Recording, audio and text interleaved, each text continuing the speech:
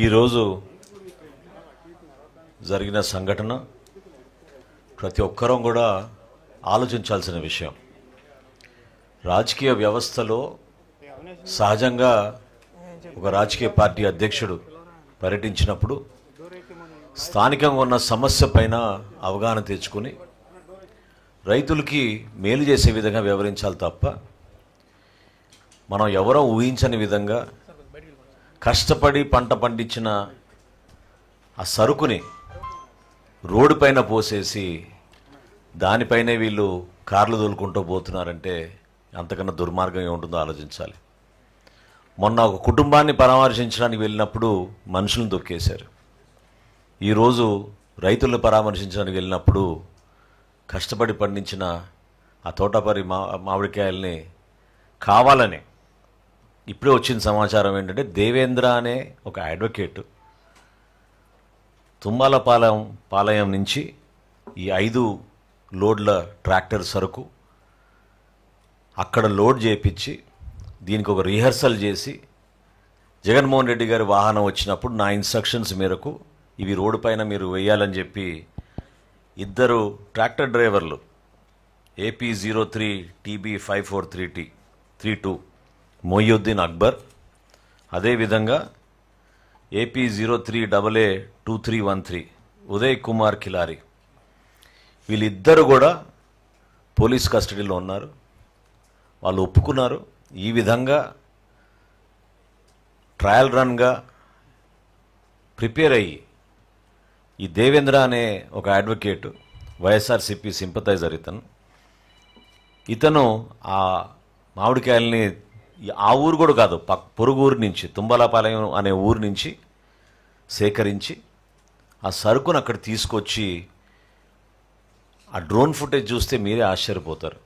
ఏ విధంగా పక్కడబందీగా ప్లాన్ చేసి ఇందాక అచ్చెన్నాయుడు గారు చెప్పినట్టు చీవంలాగా ఆ మ్యాంగో తోట నుంచి ఆ 5 ట్రాక్టర్లు తీసుకొచ్చి రోడ్డు పైన సరుకు వేయడం అనేది అసలు ప్రధానంగా రాష్ట్ర ప్రజలు ఆలోచించాల్సింది ఏంటంటే లా అండ్ ఆర్డర్ సమస్య సృష్టించడానికి కోసమే ఈ కార్యక్రమాలు చేస్తున్నారు. భయభ్రాంతులు చేయడానికి రాష్ట్రంలో ఇటువంటి పరిస్థితి నెలకొంది, లా అండ్ ఆర్డర్ సమస్య ఉందని చూపించడానికి కోసం విశ్వ ప్రయత్నం చేస్తున్నారు. ఇంత భారీ స్థాయిలో ప్రజలు మమ్మల్ని ఎన్నుకొని కూటమి ప్రభుత్వానికి విజయం అందించింది ఒక మంచి పరిపాలన అందించడానికి, సమర్థమైన నాయకత్వంతో ఏ సమస్య వచ్చినా కూడా దాని గురించి పరిష్కారం కోసం అందరికన్నా ముందే రియాక్ట్ అయ్యి మంత్రులు అందరం గౌరవ ముఖ్యమంత్రి గారి ఆధ్వర్యంలో రైతుకి ఎక్కడ కూడా కష్టం ఉండకూడదు అనే ఆలోచనతో ఎప్పటికప్పుడు ముందుకెళ్తున్నాం. ఈరోజు పోలీస్ అధికారుల పైన కూడా ఏ విధంగా రెచ్చగొట్టి మాట్లాడారో మీరు చూస్తారు ఇప్పుడు వీడియోలో. అక్కడున్న డిఎస్పీ గారు శ్రీనివాస్ అనే అతను కింద పడిపోతే ఆయన్ని తొక్కి వీళ్ళు ముందుకు వెళ్ళిపోయారు, గాయాలైనాయి. ఆంధ్రజ్యోతి ఫోటోగ్రాఫర్ని ఏ విధంగా వీళ్ళు ప్లాన్గా ట్రాక్టర్లు తీసుకొచ్చి ప్రిపేర్ అయ్యారో ఆ ఫోటోలు తీస్తుంటే అతని పైన దాడి చేశారు. కేవలం రెచ్చగొట్టడానికే కాలు తీసేస్తాం, చేయి తీసేస్తాం.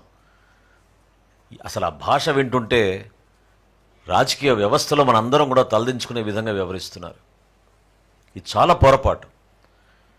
ప్రజా సమస్యలపైన మీరు పోరాడండి. గతంలో పవన్ కళ్యాణ్ గారు ఇదే చిత్తూరు జిల్లాలో మదనపల్లిలో టొమాటో రైతుల గురించి వైఎస్ఆర్సీపీ ప్రభుత్వ హయాంలో వెళ్ళినప్పుడు ఆ రోజు కూడా అంతే హార్స్లీ హిల్స్ పైన నిర్బంధించారు, మమ్మల్ని బయటికి రానివ్వలేదు.